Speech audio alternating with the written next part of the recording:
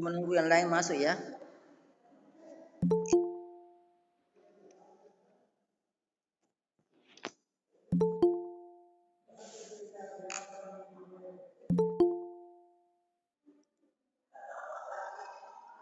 Halo Keting.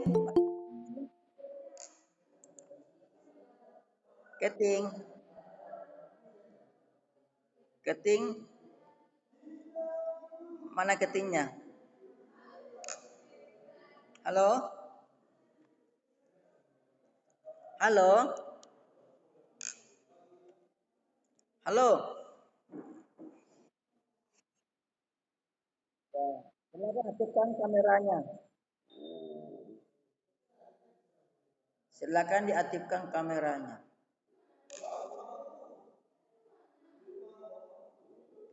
Keting ini hari pertemuan keberapa? Pertama atau kedua? Halo? Ya, pertama ya. Karena minggu-minggu lalu tuh saya sibuk sekali.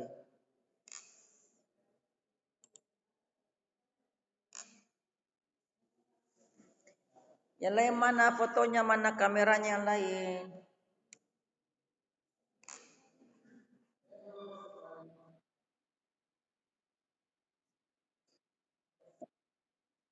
Oh gitu.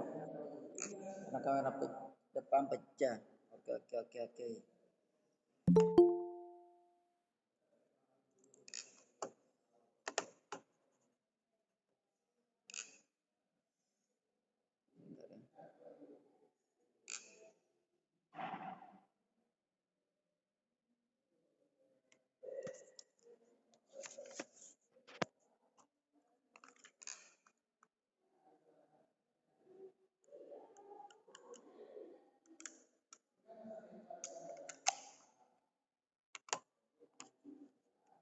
Tunggu ya sambil persiapkan diri.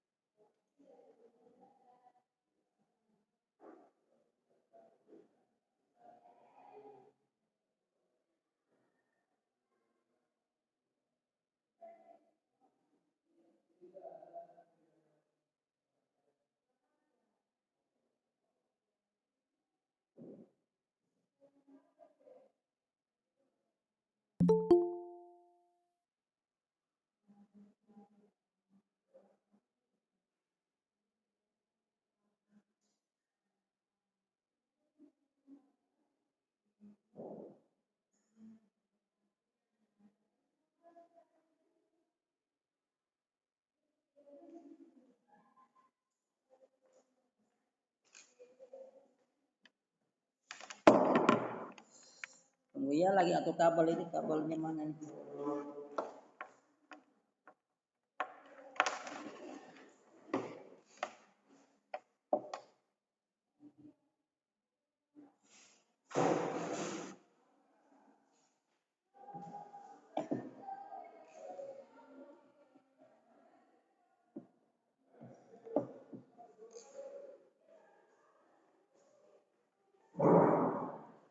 Oke, sudah semua kira-kira ini belum?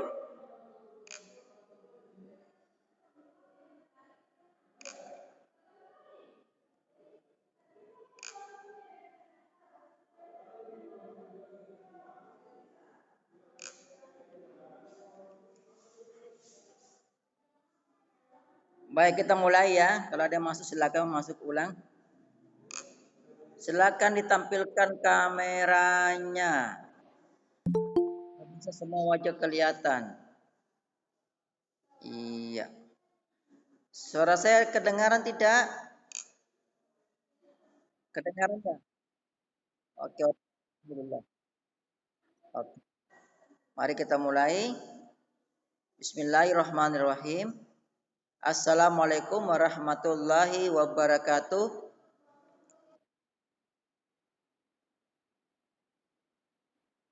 Alhamdulillah. Alhamdulillahirabbil alamin. Wassalatu wassalamu ala asrofil anbiya'i wa mursalin Sayyidina Muhammadin wa ala alihi wa sahbihi ajma'in amma ba'du. Yang saya banggakan anak-anakku mahasiswa peserta mata kuliah pendidikan karakter prodi betul ya iya. Iya, informasi kelas D, Fakultas Teknik Informasi. Hari ini kita masuk pada materi awal yaitu pengertian karakter. Karena materi kita ini mata kuliah kita ini adalah mata kuliah pendidikan karakter. Kalau saya pribadi harusnya bawa ke mata kuliah ini adalah orang-orang di PPKN yang memang hari-hari memang selalu membawa materi pendidikan karakter sesuai dengan prodinya, prodi PPKN. Tapi entah mengapa kita yang dosen fakultas hukum diberikan ini semua. Mohon maaf karena saya hanya bisa memberikan kuliah lewat online saja. Insya Allah kalau ada waktu minggu depan, ada waktu, ada dana, ada kesempatan, insya Allah minggu depan atau minggu-minggu kedepannya lagi, saya akan ke Tangge Tadah untuk ketemu saya langsung dengan kalian. Tolong yang belum tampil videonya ditampilkan ya. Asmin belum tampil videonya. Fajar belum tampil.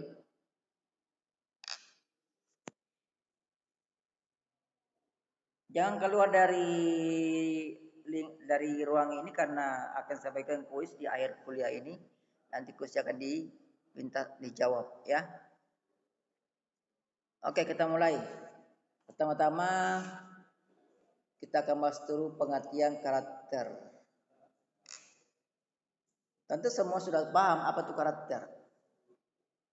Ya, sudah paham ya? Ada yang bisa memberikan gambaran sedikit tentang apa itu karakter? Silakan. Coba Mus, apa itu karakter Mus? Ya.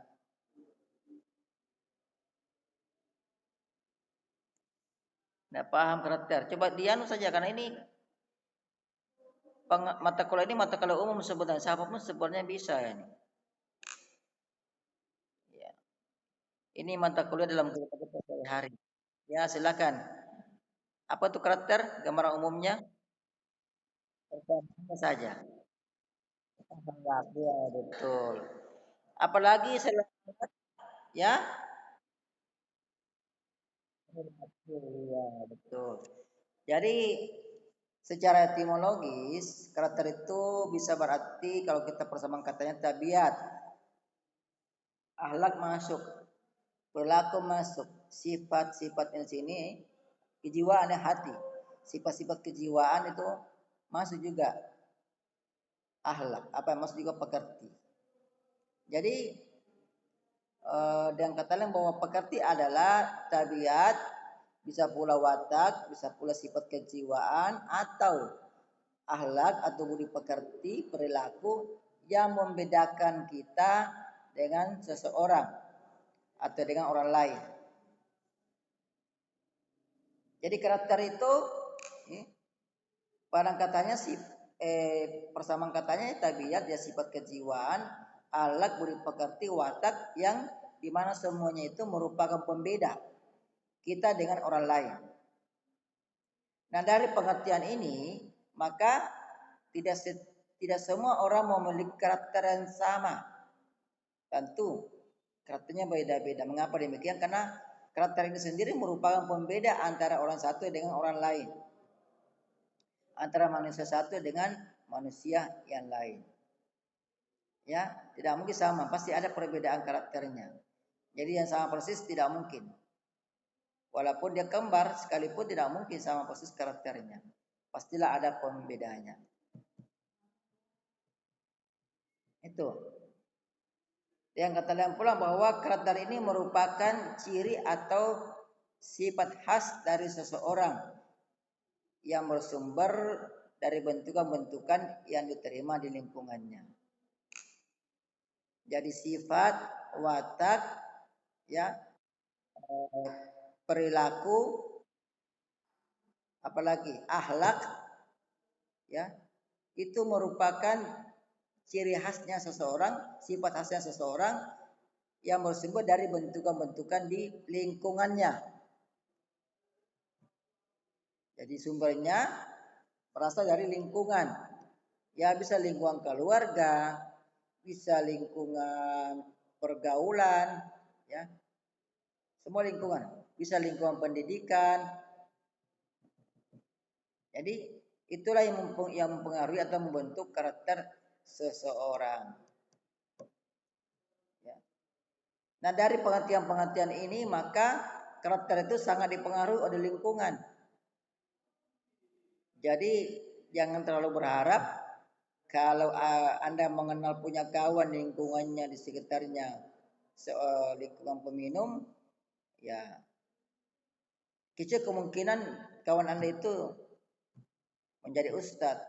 Kalau kanan kirinya muka belakangnya itu semua peminum. Ya. Ini karena memang karakter itu dibentuk oleh lingkungan kita. Ya. Ada juga bawaan. Ada juga bawaan sejak lahir. Ya. Tapi bawaan ini itu nanti akan diasah oleh lingkungan. Ada bawaan. Jadi ibaratnya handphone itu ya. Kalau di teknologi ya bawaan itu tidak akan berubah. Ya. Misalnya Anda beli handphone. Handphone kan ada aplikasi bawaannya ya. Itu tidak bisa dirubah. Bagi yang tidak tahu. Bagi yang tahu bisa dirubah. Nah, seperti itulah karakter bawaannya manusia. Jadi bisa berubah. Dirubah karena dibentuk, digembleng, di apa saya ibarat besi dipanasi oleh lingkungan. Besi aja yang kerasnya luar biasa itu bisa bengkok, bisa lurus, bisa runcing, bisa tumpul. Ya kalau terus dipengaruhi oleh panas. Sama dengan karakter kita. Lingkungan kita sekitar kita kalau walaupun kita bawaannya kita lahir dari keluarga pesantren, ya lahir dari keluarga yang anggaplah yang non muslim hari-hari ke gereja, ya tapi nanti dia bisa berubah menjadi karakter lain kalau lingkungannya tempat dia hidup beda pula.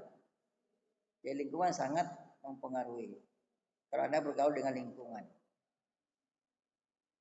Iya. Jadi jangan berharap kalau lingkungannya lingkungan sabu-sabu, ya, kemudian Anda bergaul dengan para pemakai itu, jangan berharap bahwa Anda akan lepas dari pengaruh itu. Nah, sekaligus ini memberikan saran, wejangan kepada kalian bahwa hati-hatilah mencari pergaulan. Tujuan dari kata ini adalah untuk itu sebenarnya.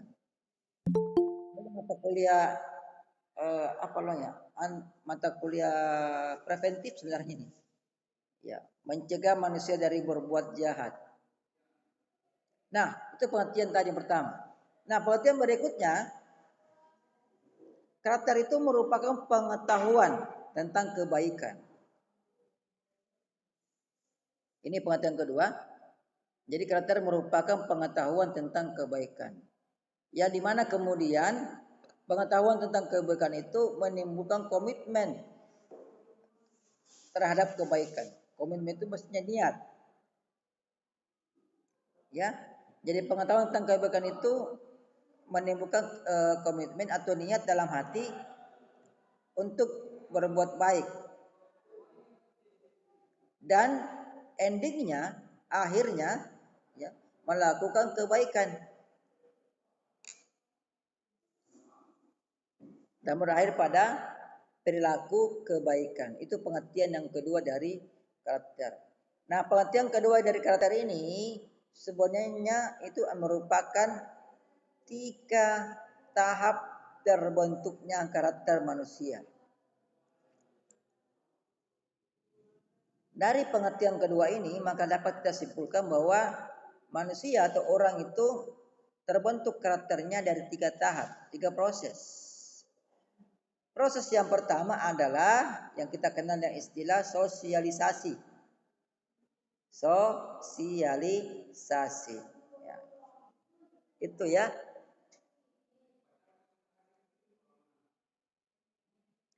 Nah, tahap yang kedua adalah internalisasi. Internalisasi. Tahap yang ketiga adalah kulturisasi.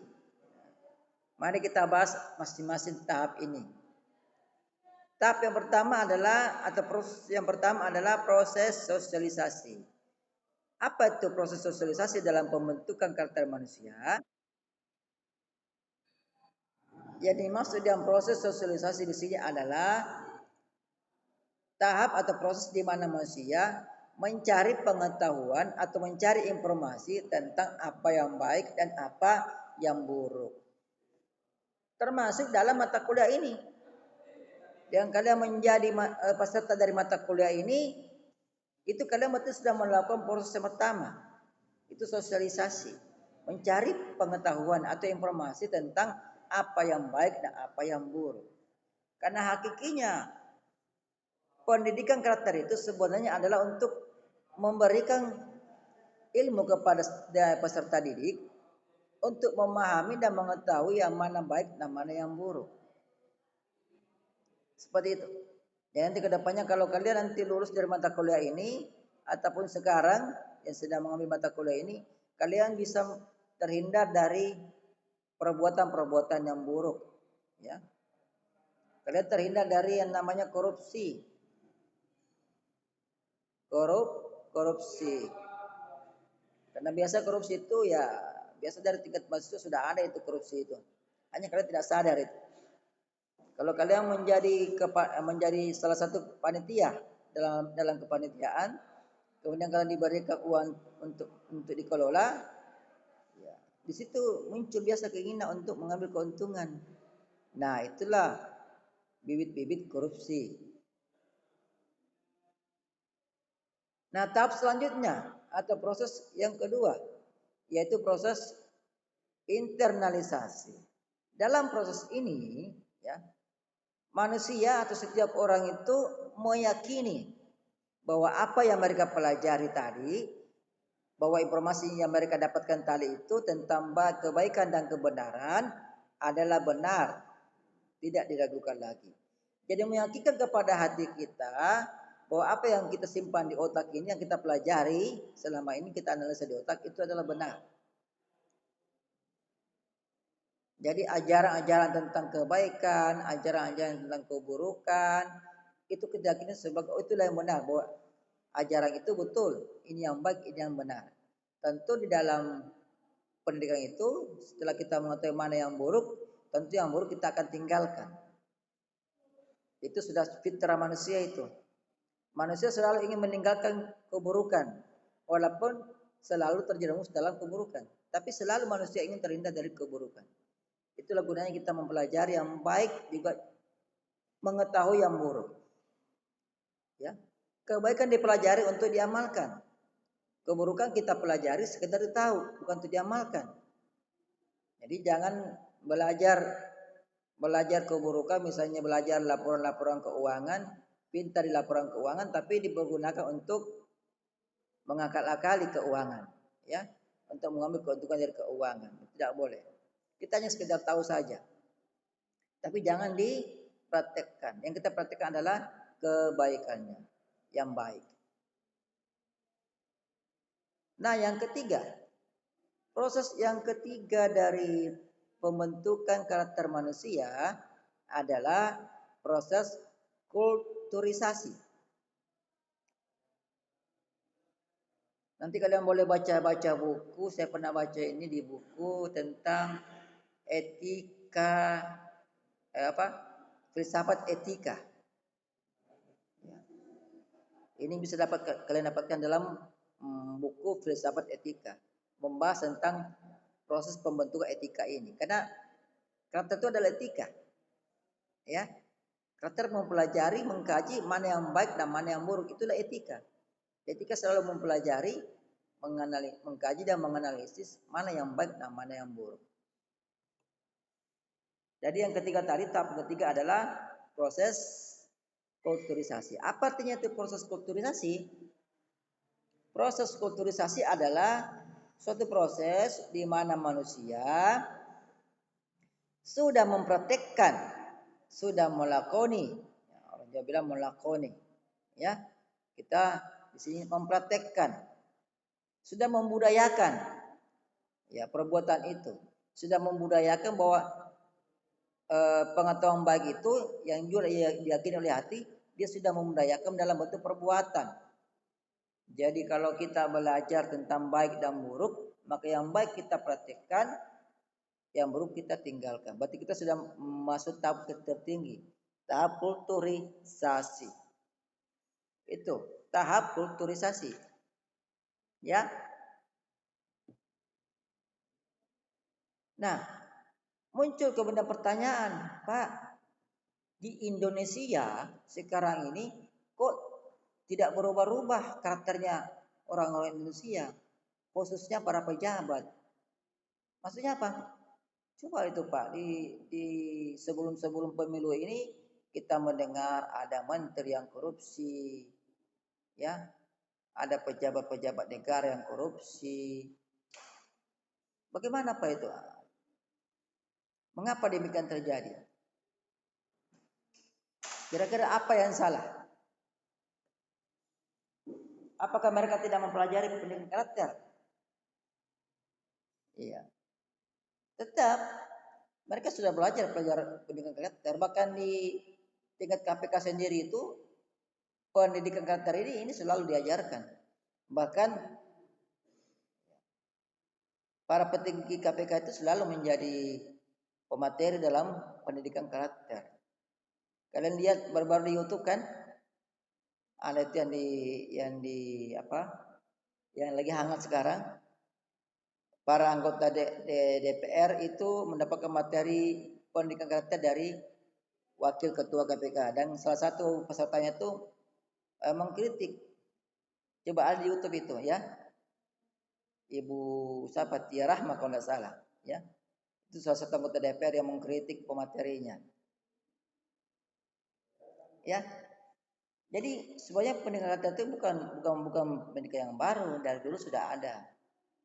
Hanya di perguruan tinggi di khususnya di UAS ini baru hari ini baru semester ini kita adakan. Ini menjadi mata kuliah wajib nasional. Jadi harus ada.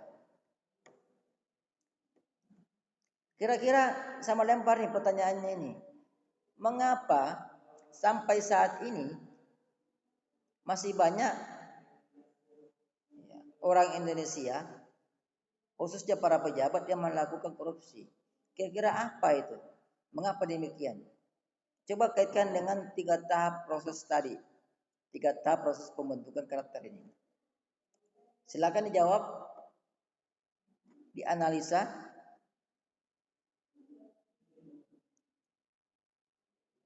Mana Putri? Putri?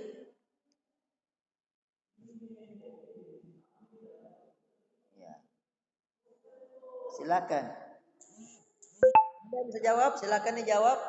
Saya lempar dulu jawabannya nih. Silakan. Ayolah. Analisa. Hubungkan dengan 3 proses pembentukan karakter manusia. Ya, silakan. Siapa nama? Nama? Ya, ya, silakan Tia.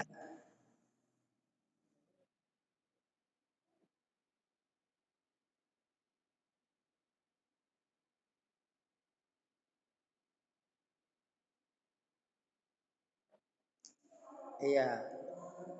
Adanya rasa ketidakpuasan, utamanya kepuasan materi ya, bagi petinggi-petinggi negara. Ya, satu. Yang lain?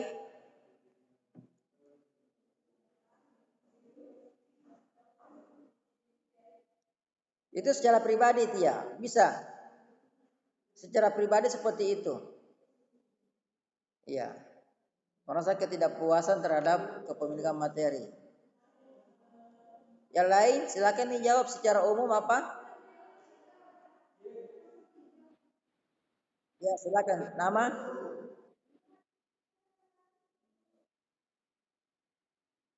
Ananda Muhammad Abdul.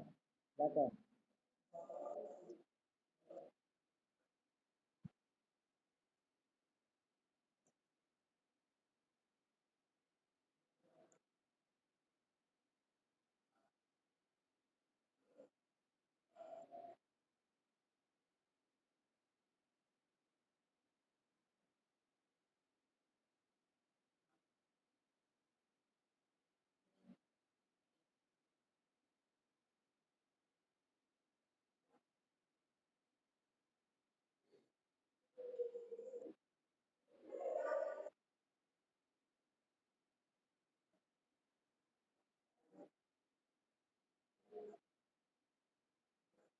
Oh iya.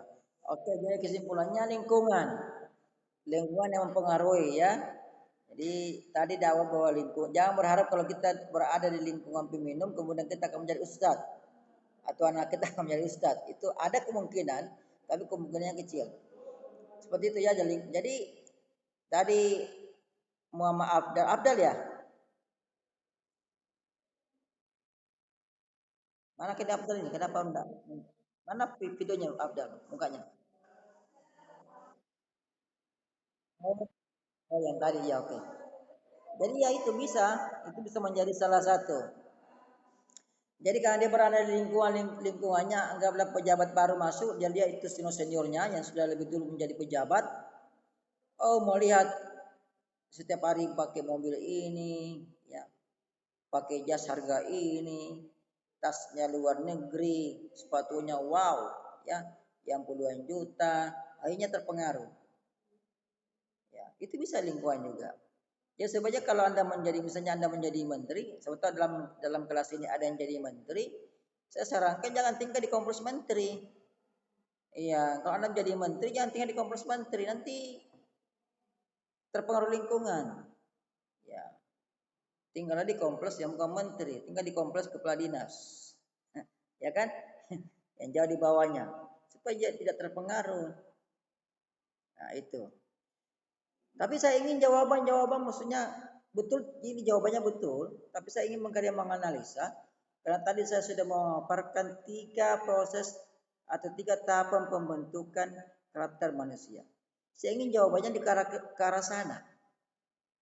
Ini kan sudah 3 proses ini, 3 tahapan. Yang pertama sosialisasi, yang kedua internalisasi, yang ketiga kulturisasi. Kok mengapa sampai sekarang masih ada korupsi? Apakah para pejabat itu atau orang-orang itu belum pernah mendapatkan materi tentang pendidikan karakter? Saya kira pernah.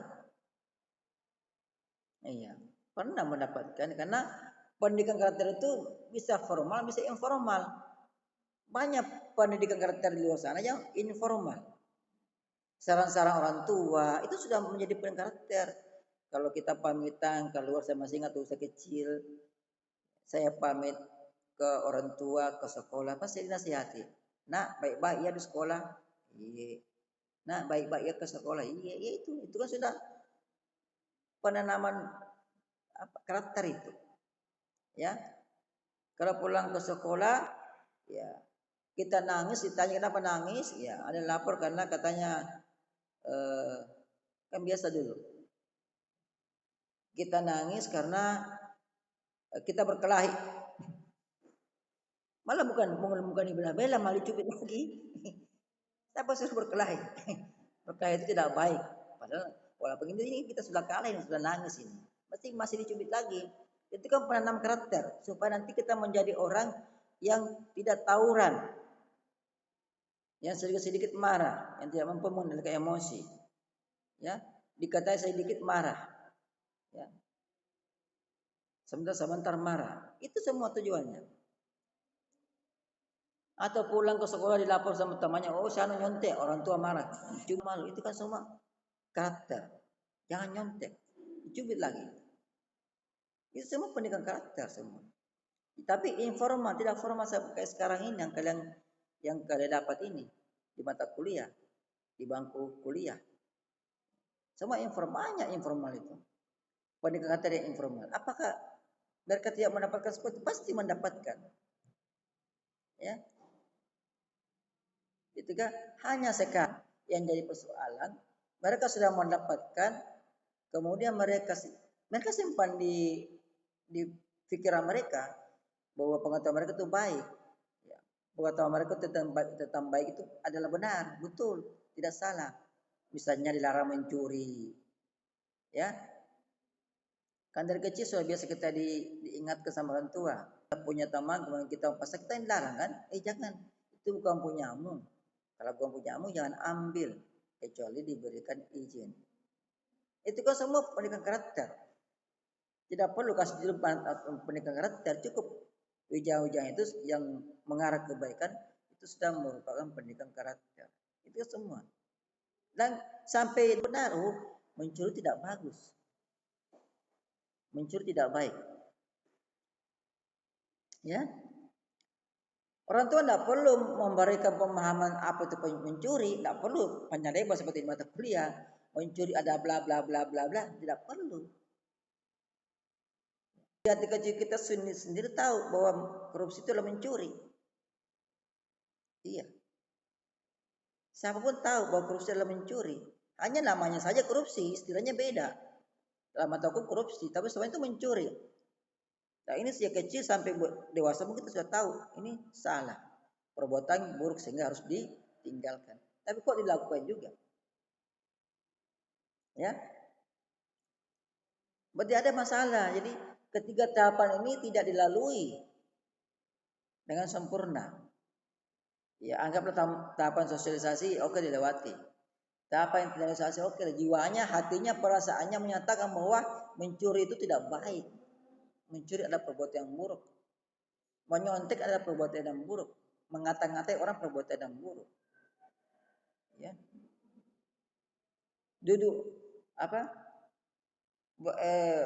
Bicara keras kepada orang yang lebih tua itu buruk.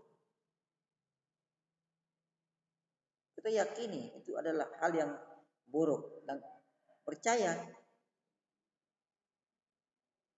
Tapi di tahap yang ketiga yang bermasalah, kulturisasi. Orang enggan, orang malas untuk mempraktekkannya. Ya. Jadi ada masalah di tahap ini, di tahap yang terakhir tadi, kulturisasi. Mempraktekkan dalam kehidupan sehari-hari. Jadi apa yang dia tadi dapatkan ilmunya tentang baik dan buruk itu kemudian yakini di hati tapi tidak sampai dipraktek. Kenapa? Ya, kembali lagi tadi ada unsur-unsur yang membuat dia tidak bisa mempraktekkan. Ya hatinya meyakini bahwa ini sebenarnya saya salah, tapi itu dilakukan juga. Nah tadi ada si sama tapi Tia sama sampai tadi yang laki-laki yang kedua? Yang kedua saya bilang Muhammad siapa tadi? Iya. Apa bilang lingkungannya? Dia bilang kepuasan dirinya. Itu. Jadi ini antara proses ini, proses pembentukan karakter manusia itu dipengaruhi oleh lingkungan kita. Ya, lingkungan termasuk tadi kepuasan diri. Lagi apa? Sebenarnya supaya karakter bisa bagus kembali ke fitrah manusia. Kembali kepada agama. Nah, dalam mata kuliah sebanyak pembentukan karakter itu penopangnya adalah agama. Kalau kita terlalu menyimpan dari agama, maka ketiga tahap pembentukan tadi itu tidak akan berjalan semestinya. Tidak akan berjalan sebagaimana mestinya. Pasti ada pincang. Kita yakini itu benar. Iya. Hari-hari kita memperoleh informasi. Oh ini yang baik, ini yang benar. Ini yang baik, ini yang salah. Ini yang baik, ini yang buruk. Kita yakini itu semua. Kita yakini. Iya. Tetapi enggan untuk dipraktekkan. Mengapa demikian? Karena kurang rasa bersyukur. Iya. Kurang rasa bersyukur. Mengapa kurang rasa bersyukur? Karena kita terlalu memiliki selera yang tinggi. Makanya di sini ini yang putri-putri ini mulai dari sekarang jangan terlalu tinggi seleranya. Buat rendah seleranya, ya. Jangan dari masa kuliah sudah pakai bedak yang harga 5 jutaan. Ada kan bedak, Anda ketahui nih. Bedak 5 jutaan. Tampillah apa adanya. Anda kan masih kuliah. Wajah Anda masih muda, masih remaja sebenarnya. Umur mohon maaf ini kalian tahun berapa ini? 2000 berapa? 2005. Kelahiran 2005. 2004 paling tua. Di sini kayaknya tidak ada lahir tahun 2000 ya. Tidak ada ya. Antara 2005 dan 2006 kelahirannya. Ini muka kalian masih muda sekali. Kalau disentuh dengan modal harga 5 juta kasihan. Ya. kulit kalian kasihkan, diturunkan seleranya. Gitu. Supaya nanti apa? Ketika kalian dapat nanti pasangan hidup yang penghasilannya pas-pasan, kalian bisa mensyukuri. Kalian tidak turun, istilahnya tidak turun apa lah, tidak turun gengsi toh. Karena kan sudah terbiasa pakai bedak yang harga 20.000. Nanti dapat pasangan hidup yang gajinya cuma 2 juta per bulan kan tidak apa-apa, tetap pakai 20.000 bedak. Kalau dari sekarang sudah pakai bedak yang 5 jutaan, ada krim pagi, krim siang, krim malam ya. 3 krim itu yang bikin robek dompetnya laki-laki. Nah, kasihan. Kalau dapat dipasang hidup yang cuma 2 juta per bulan, nanti kalian akan turun drastis. Tidak bisa lakukan itu lagi. Artinya apa? Tumbuh rasa tidak bersyukur. Dulu waktu gadis saya pakai bedak ini 5 jutaan per bulan. Sekarang sudah punya suami kok beli saja yang 1 juta per bulan tidak bisa. Memang karena gaji suami cuma 2 juta. Beli mie makan. Mau bagus gaya. Bagus gaya, muka bagus tapi tidak makan. Ya itu ya. Jadi selera. Mengapa ketiga proses pembentukan tahap tadi proses tiga tahap pembentukan kata tadi tidak berlangsung sebagaimana mestinya karena ini salah satu penyebabnya adalah ini lingkungan anda ya, dan rasa kepuasan anda tidak ada. Jadi hati-hati memilih lingkungan. Mudah-mudahan ini kalian pilih lingkungan kos-kosan, hati-hati juga pilih lingkungan kos-kosan. Jangan pilih lingkungan kos-kosan yang kos-kosannya itu terbuka 24 jam. Hati-hati, tidak bagus itu.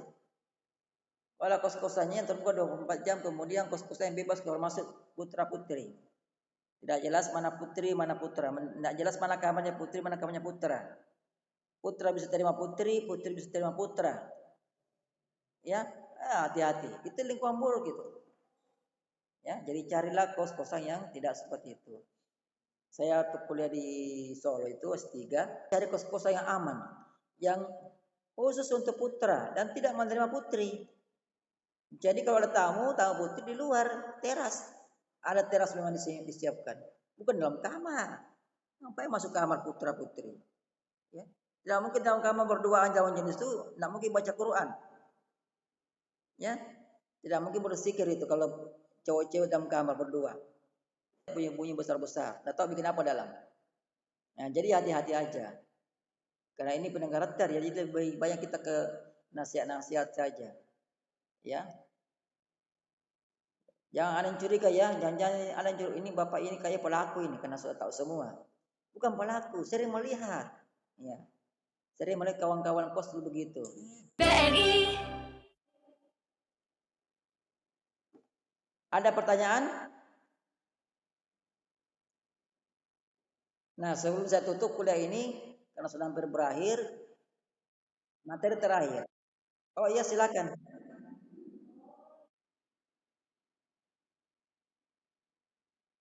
Oh ya, silakan.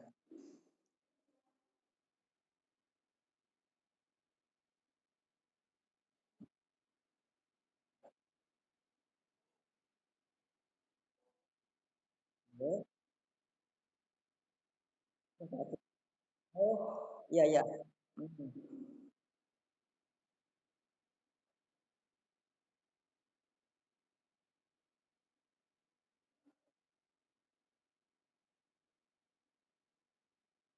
Oh, iya. Iya, betul. Jadi, saya paham, saya paham. Jadi begini, mungkin kuliah-kuliah berikutnya itu kalau aku mau ke Tanggetada itu mungkin itu kemungkinannya tipis. Kalau saya mau ke Tanggetada pasti akan ada pemberitahuan. Ya, misalnya mau ke Tanggetada maka malamnya itu saya akan beritahu di grup atau ketik saya beritahu. Besok saya ke Tanggetada, siap-siap. Seperti itu. Jadi lebih banyak kita akan kuliah online karena jarak dari kan jauh juga sebenarnya. Kalau saya ke sana pakai mobil, PP kasihan, banyak sekali saya bayar ya. Bukan tidak punya duit, hanya kurang, hanya tipis ya. Jadi kita kalau Kalau saya akan ke sana, mungkin 2-3 kali saya ke sana ke Tangketada, tetap ke sana ya. Itu. Jadi teman-teman yang di luar Tangketada bisa standby ya online. Intinya kalau saya mau ke Tangketada itu, dan memang saya mau ke sana, rencana mau ke sana, saya akan beritahu malamnya, ya. Saya tidak mau sampaikan secara sebelumnya karena kadang juga tiba-tiba ada jadwal yang tidak ditahu. Jadi malamnya saya beritahu bahwa saya akan ke Tangketada besok. Begitu. Ya. Oke, Keting. Mana ketingnya nih, Kak? Ini keting laki-laki atau perempuan? Siapa ketingnya nih? Halo? Halo?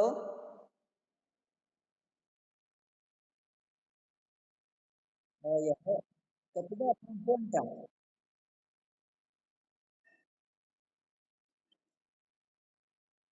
Ketingnya nih laki-laki atau perempuan? Siapa namanya?